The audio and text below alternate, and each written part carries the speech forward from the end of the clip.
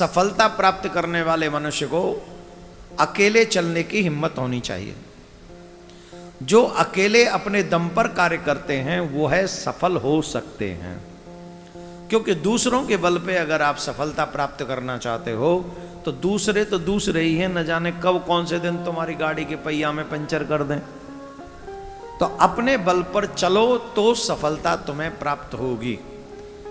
दूसरा, पराया धन पराई स्त्री पर कभी भी दृष्टि मत रखो।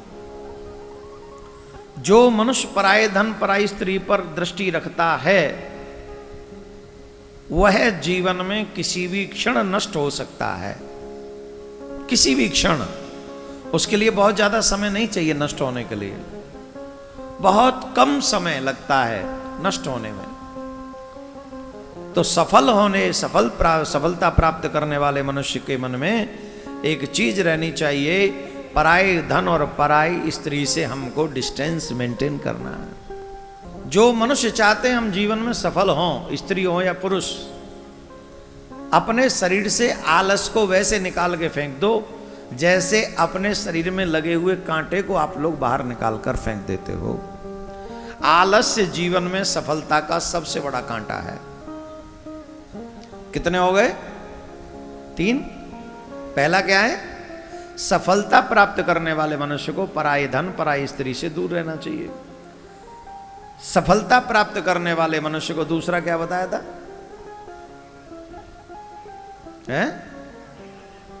हां, कोई और हमारा सपोर्ट करेगा ऐसा कभी नहीं सोचना चाहिए। अकेले चलते रहने का साहस और हिम्मत उसमें होनी चाहिए। तीसरा, अपने शरीर में से आलस्य को निकाल के फेंक देना चाहिए, आलस्य नहीं होना चाहिए।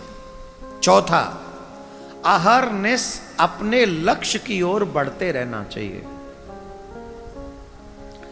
जैसे अर्जुन ने मछली की आंख पर दृष्टि रखी, वैसे ही सफलता प्राप्त करने वाले मनुष्य को चाहिए कि वो अपने लक्ष्य पर अहरनिश फोकस रखे।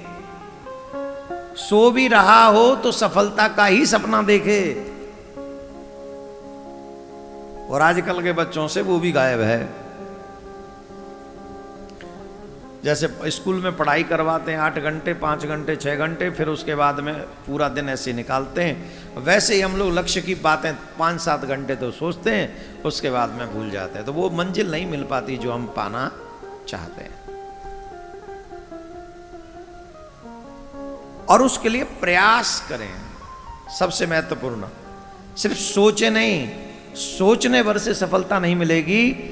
आप उस सफलता को जिसको आप पाना चाहते हैं उसको कैसे प्राप्त करें, उसकी तरफ कदम भी बढ़ाएं। मुझे याद है जब हमने कथा प्रारंभ की थी, ये जस्ट एग्जाम्पल, छोटा सा एग्जाम्पल इसलिए दे रहा हूं कि आपको थोड़ा लगे कि ऐसे ही। अभी जब हम यहां से निकलते हैं, आज भी जैसे हम कहीं गए तो एक माता जी बोली अचानक से, माय गॉड आपको देख लिया। अभी तक आपको टीवियों पे देखते थे, टीवी चैनलों पर, अचानक से कैसे देख लिया? तो जब वो माता जी ने कहा टीवी चैनल पे आपको देखते थे, अचानक से आपको कैसे देख लिया, तब मुझे वो दिन याद आ गए जब मैंने कथा प्रारंभ की थी। तब मेरा ये सपना था कि टीवी पे कब आएंगे, कब टीवी पे आके कथा प्रचार करेंगे। वो सिर्फ सपने को सपना नहीं रखा हमने, क्या किया? जेब में पूंजी नहीं थी, पूंजी नहीं थी तो टीवी पे कैसे आएंगे? पीले के नीचे सफेद कैसे आएगा? आस्था पे लाइव लिखा हुआ। तो इसके लिए प्रयास किया, 4 लोगों से मांगा, उधार लिया, कर्ज लिया और जबरदस्ती ठोक के आस्था पे लाइव करवाया, टीवी पे आए। और उसके बाद आप सब ने इतना प्यार दिया कि अब तो बस चकाचक चल रहा है। ये कैसा प्रयास था? जेब में नहीं था फिर भी प्रयास किया। हां, आप प्रयास करिए, ऊपर से ठाकुर जी कृपा करे तो अवश्य आपको सफलता मिलेगी। आज भारत में ही नहीं, आज जब हम भारत के बाहर भी जाते हैं तो लोग हमें प्यार करते हैं। किसके बल पे? ठाकुर जी की कथा के। अपना कोई बल नहीं है, हम में कोई बुद्धि नहीं है, हम में कोई विशेषता नहीं है, पर ठाकुर जी की कथा गाते हैं, इसी के कारण लोग हमसे बड़ा स्नेह करते हैं, बड़ा प्यार करते हैं, आशीर्वाद देते हैं। लेकिन अगर हम कर्म न करें, हम कथा न करें और हम घर बैठ जाएं और सिर्फ सोचते ही रहें कि एक कथा ऐसी करेंगे सब कब बढ़िया हो जाएगा, और वो एक कथा कब करेंगे पता ही नहीं है, कैसे सफलता मिलेगी? तो सफलता प्राप्त करने वाले मनुष्य को अपने लक्ष्य की तरफ कदम बढ़ाते रहना चाहिए।